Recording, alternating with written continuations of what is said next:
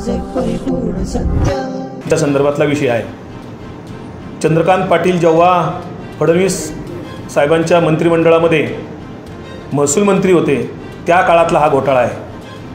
त्या घोटाळ्याच्या संबंधामध्ये मी थोडक्यात आपल्याला निवेदन असं करतोय की केसनन वाघोलीजवळ वाघोली राहू रोड हा जो राज्यमार्ग आहे त्या राज्यमार्गालगत केसनन गाव पुणे शहराच्या महानगरपालिकेच्या हद्दीपासून अवघ्या 1 किलोमीटरवर असलेली ही जमीन राज्यमार्गाला जवळपास 300 ते 400 मीटर त्याचा फ्रंट आहे। सध्याचा त्या जमिनीचा गट नंबर 90 आणि क्षेत्र 17 हेक्टर 50 आर आहे। ही जमीन मूळची म्हातोबा देवस्थान ट्रस्टची इनाम वर्ग 3 ची ही जमीन आहे। या जमिनीच्या संदर्भामध्ये त्याचे जे काही मॅनेजर होते ट्रस्टचे 1861 साली लँड एलिमिनेशन रजिस्टरमधील सिरियल 686 नुसार तत्कालीन बॉम्बे गव्हर्नर यांनी 28/11/1861 रोजी म्हातोबा देवस्थान मंदिर थेऊर यांच्या मॅनेजर चिमना बिन रामजी सावळी यांना कायमस्वरूपी इनाम वर्ग 3 च्या अटीवर 1861 सालच्या प्रतबंदी 117 क्षेत्र 19 एकर 24 गुंठे व प्रतबंदी नंबर 118 क्षेत्र 22 एकर 32 गुंठे इनामी दिले होते। त्याच्या नोंदी स्पष्टपणे आहेत। त्या संबंधातला पुराव्याचा कागद मी आपल्या पत्रकार बांधवांच्या हातामध्ये दिलेला आहे। तो हा कागद आहे की ज्याच्यावर चंद्रकांत पाटीलांना हा पुरावा त्यांच्याकडे असताना सुद्धा तो नाकारलेला होता, त्यांनी किंवा दुर्लक्ष केलं होतं, डोळेझाक केलं होतं। हा बॉम्बे गव्हर्नरने 1861 साली इथे स्पष्ट उल्लेख आहे त्याचा म्हातोबा देवस्थानचा। आणि त्याच्यानंतर जे टिपन बुक असतं म्हणजे महसूल दप्तरीमध्ये जे टिपन बुक सर्वात अगोदराचं असतं त्याला जे महत्त्वाचा डॉक्युमेंट समजला जातो त्या टिपन बुकमध्ये सुद्धा स्पष्टपणे त्या ठिकाणी त्याच्या नोंदी आहेत, उल्लेख आहे। हे 2 महत्त्वाचे पुरावे चंद्रकांत पाटील यांनी दुर्लक्षित केलेले आहेत।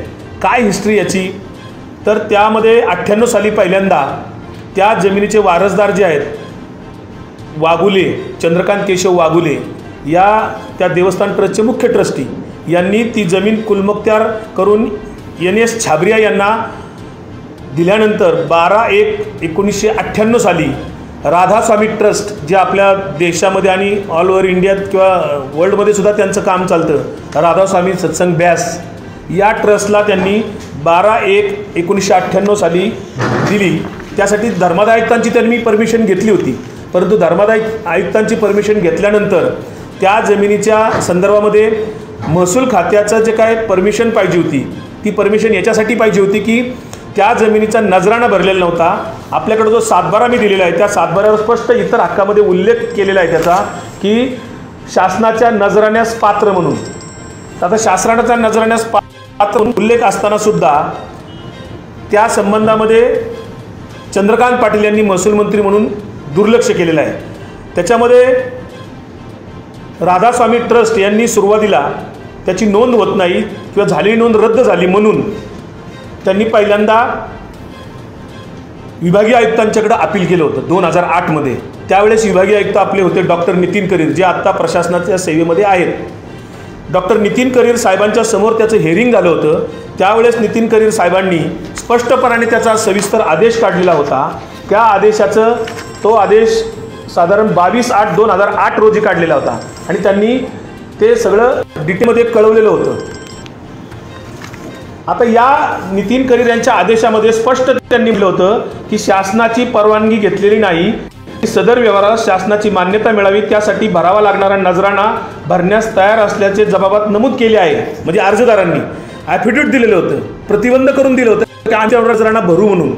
मग आता त्याची अट आयुक्तांनी घातलेली आहे। त्या संबंधामध्ये इथं स्पष्ट उल्लेख आहे आपल्या हातामध्ये जे दिलेलं आहे त्याच्यामध्ये आयुक्त असे म्हणतात की शासनपत्रक सो अँड सो 29/7/2008 अन्वये नजराण्याची रक्कम भरण्याची अट घातलेली आहे। त्याप्रमाणे शासन जो नजराणा आकारणी करेल तो भरण्यास तयार असल्याचे अर्जदार यांनी 11/8/2008 रोजी बंधपत्र करून दिलेले आहे।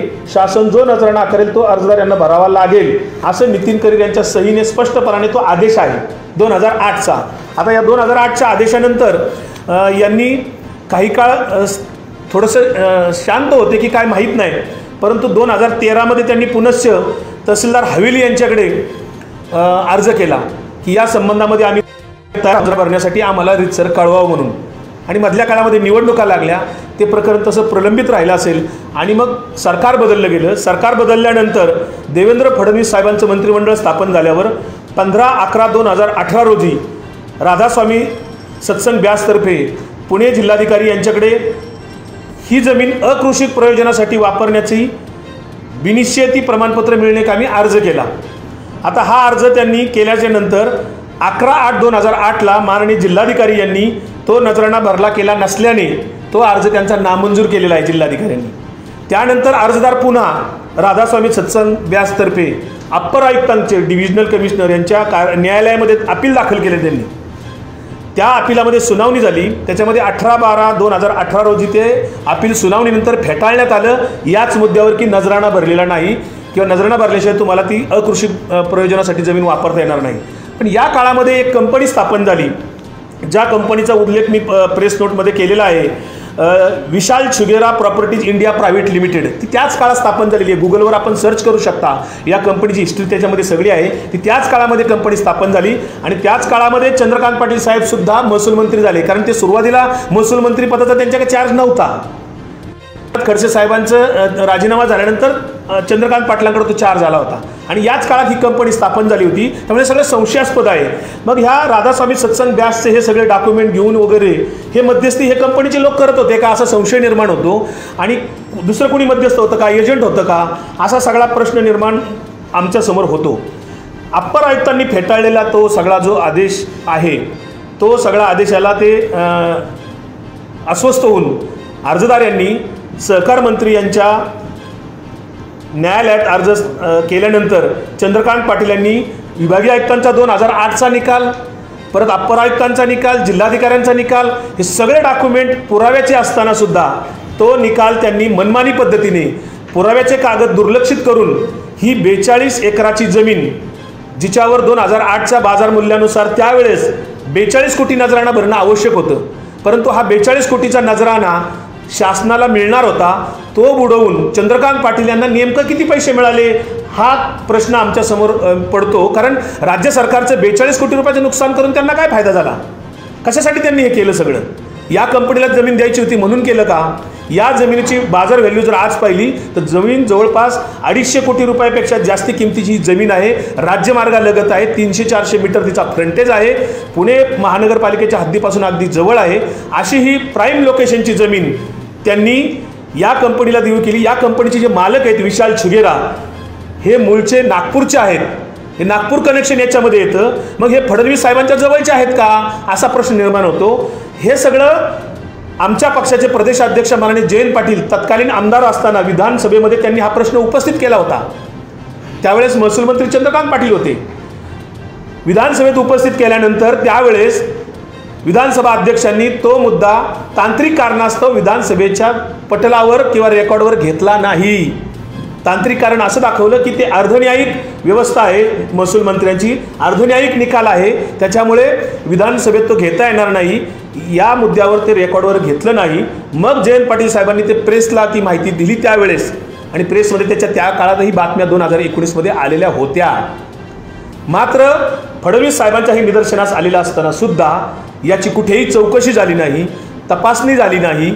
या व्यवहाराच्या संदर्भामध्ये कोट्यावधीच्या राज्य शासनाचा बुडलेला 42 कोटीचा व्यवहार नजराणा सुद्धा फडणवीस साहेबांनी का दुर्लक्षित केला. चंद्रकांत पाटील यांना बचावासाठी हे सगळं केलं का. मग आधीच्या खडसे साहेबांना मात्र भोसरीच्या प्रकरणामध्ये काहीही तपासामध्ये निष्पन्न झालेलं नाही. त्यांची CBI चौकशी झाली, अँटी करप्शनची चौकशी झाली, सगळे चौकशी होऊन सुद्धा फडणवीसांच्या त्या काळातल्या चौकशामध्ये काही निघालेलं नसताना आज एकनाथ खडसे साहेब राष्ट्रवादीमध्ये आल्याच्या नंतर मात्र पुन्हा ईडीची चौकशी तिथे बसवली जाते. मग चंद्रकांत पाटलांची ही जी काय जमिनीचा घोटाळा आहे, इथं ईडी का दुर्लक्ष करते असा आमचा जाहीर सवाल आहे.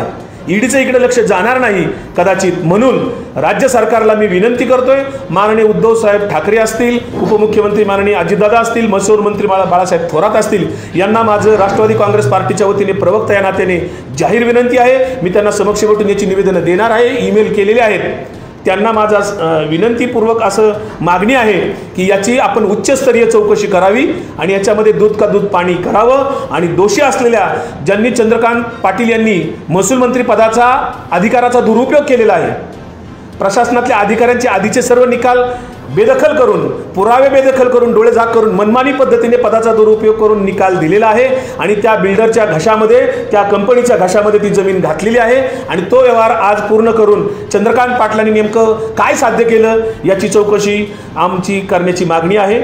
आणि तशा पद्धतीचं आज आम्ही हे सगळं निवेदन राज्य शासनाला करतोय, माध्यमांसमोर सुद्धा करतोय. कारण चंद्रकांत पाटलांनी त्या काळेस असं सांगितलं की ती जमीन देवस्थानची नव्हतीच, देवस्थानची नव्हती. तर चंद्रकांत पाटील यांना आमचा सवाल आहे की ब्रिटिश गव्हर्नरनी जे त्यावेळेस रेकॉर्डमध्ये नोंद केलेलं आहे लँड ॲलिनेशन रजिस्टरमध्ये पान क्रमांक 162 आणि 163 मध्ये स्पष्ट उल्लेख आहे या ठिकाणी इथे म्हातोबा देवस्थान ट्रस्ट इनाम वर्ग. पुन्हा दुसरं दप्तर जे असतं आपलं टिप्पणी असते, ही टिप्पणीसुद्धा हवेलीच्या भूमी अभिलेख कार्यालयामध्ये उपलब्ध आहे. आज हवेली तहसील कार्यालयाच्या भूमी अभिलेख दप्तरी तिथे आपण तपासू शकता कोणी पण, हे तिथे आहे. मग हे दप्तर सगळं असताना सुद्धा चंद्रकांत पाटील ही जमीन देवस्थानची नाही हे कशाच्या आधारावर बोलले?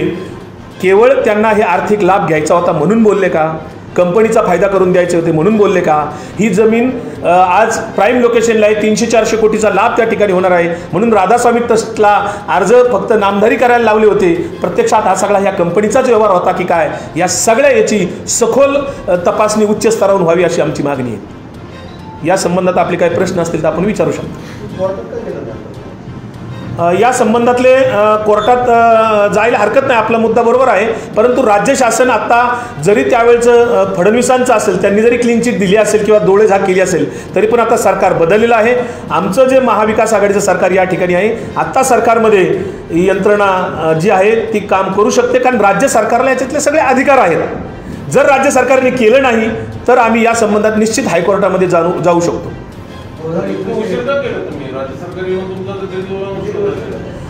याच्यामध्ये उशीर दिसतो. याच्यातले पुराव्याचे कागद काही आम्हाला RTI अंतर्गत मिळवायचे होते, त्याच्यामध्ये आमचा काही काळ गेलेला आहे. कोरोनाची पार्श्वभूमीवर सुद्धा बरोबर आहे, परंतु कोरोनाची पार्श्वभूमी सुरू झाल्यानंतर या सगळ्या याच्यामध्ये आपण पाहिलं असेल प्रशासनामध्ये फक्त 15% लोक प्रशासनामध्ये हजर होती आणि सगळी यंत्रणा आरोग्य खात्याकडे किंवा आरोग्य प्रश्नाकडे दुर्लक्ष करून चालणार नव्हतं, तिकडे लक्ष देणं आपल्याला क्रमप्राप्त होतं. हा विषय त्यावेळेस घेणं योग्य वाटत नव्हतं, परंतु आता प्रशासन सगळं कामाला लागलेलं आहे. याच्यामध्ये आता इथून पुढच्या काळामध्ये लवकरात लवकर याच्यावर कार्यवाही होईल अशी अपेक्षा आहे मला. बरोबर ना, पण मंत्रालयात सुद्धा फक्त 15% कर्मचारी हजर होते. सांगितलं ना 2019 ला पत्रकार संघात सुद्धा प्रेस कॉन्फरन्सेस झाल्या, विधिमंडळात जे काय झालं हे सगळं छापून झालंय, सगळं ऐकून झालंय. नवीन याच्यामध्ये हेच आहे की चंद्रकांत पाटील म्हणाले ते पुरावे नाहीत, ही जमीन याची नाही, हे पुरावे आम्ही नंतर गोळा केलेले आहेत. हे जे राज्य पुरातत्व विभागाकडे आहे, कौन्सिल हॉलच्या समोर आपलं पुण्यात ऑफिस आहे, तिथनं हे डॉक्युमेंट मिळालेले आहेत. हे डॉक्युमेंट विधानमंडळात ज्यावेळेस मांडलं त्यावेळेस नव्हते, आपल्याकडे हातात नव्हते. नाही, उच्चस्तरीय चौकशी सचिव पातळीवर करू शकतं, राज्य सरकारला वाटेल त्या पद्धतीने करू शकतं, त्याच्यामध्ये संयुक्त समिती नेमू शकतात, कुठल्याही पद्धतीने राज्य सरकारला वाटेल त्या पद्धतीने चौकशी करू शकतात ते. त्याच्यासाठी आम्ही ही मागणी करतो आणि याचा पाठपुरावा मी स्वतः करणार आहे. या प्रकारचा शेवट लागेपर्यंत विकास लावंडे या प्रकारच्या पाठीशी असणार आहे. नाही, आता याच्यावर सगळ्यांना आम्ही ईमेल केलेले आहेत, उद्या सगळ्यांना मी भेटणार आहे स्वतः आणि या संदर्भामध्ये आपल्याला कळेल. बाळासाहेब थोरात जरी महसूल मंत्री असले तरी मुख्यमंत्री उद्धव ठाकरे आहेत, महाविकास आघाडीचं त्या ठिकाणी सरकार आहे, याच्यावर निश्चितपणे यांना क्लीन चिट देण्याची काहीच कारण नाही आहे. चंद्रकांत पाटलांनी दिशाभूल केली होती, ते म्हणे ही जमीन इनाम वर्ग नाही, ही दिशाभूल केली होती, त्यामुळे हा विषय मागे पडला होता. परंतु पुराव्याचे कागद जेव्हा मिळाले तेव्हा हे लक्षात आलं. जयंत पाटलांची दिशाभूल झालेली नव्हती, पण जेव्हा विधिमंडळात विषय मांडला त्यावेळेस जो पुराव्याचा जो कागद आहे, जो मी आता दाखवला तुम्हाला, तो कागद त्यांच्या हातात त्यावेळेस नव्हता. हे जे 2 कागद आहेत ते तुम्हालाही मी दिलेत आता, हे कागद त्यावेळेस त्यांच्या हातात नव्हते आणि विधिमंडळाच्या रेकॉर्डवर हा जर विषय घेतला गेला असता तर आपोआप चौकशी झाली असती. पण त्यावेळेच्या विधानसभा अध्यक्षांनी टेक्निकल मुद्द्यावर हा मुद्दा रेकॉर्डवर घेता येणार नाही असं सांगितलं. बरोबर आहे तुमचं, पण कोर्ट सुद्धा आता पाहिलं असेल तुम्ही, आजही कोर्ट आपले फक्त हायकोर्ट फक्त 2 तास सुरू आहेत. खडसे साहेबांचं तुम्ही उदाहरण दिलं, त्याच्यावरती चौकशी झाली वगैरे, कोर्टात पण आदेश आल्यानंतर गुन्हा दाखल झाला. तर तुम्ही त्याच वेळी 18 नंतर जेव्हा विधानसभेत खटळ्यात कोर्टात कुणी गेला असता आता 4 वर्ष त्याचं काय? मान्य आहे, आम्हाला कोर्टात जायला काय हरकत नव्हती, परंतु आता राज्य सरकारने जर केलं नाही तर आता आम्ही हायकोर्टात जाऊ शकतो आणि आम्ही त्याचा पाठपुरावा शेवटपर्यंत करणार आहोत. कोरोनामुळे विलंब झाला हे मान्य आहे.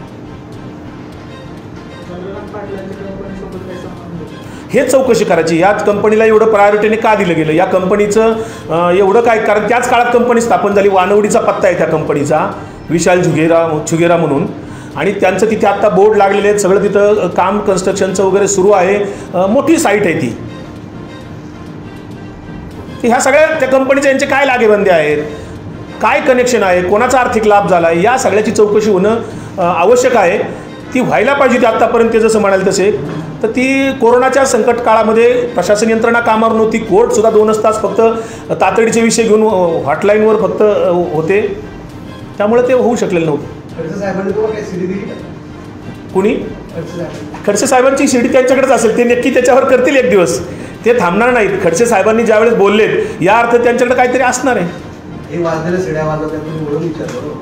नाही, ही सीडी वाजली असेल, तुमच्या दृष्टीने वाजली असेल, पण आमच्या दृष्टीने ते विषय पेंडिंग आहे, तो आम्ही सोडणार नाही.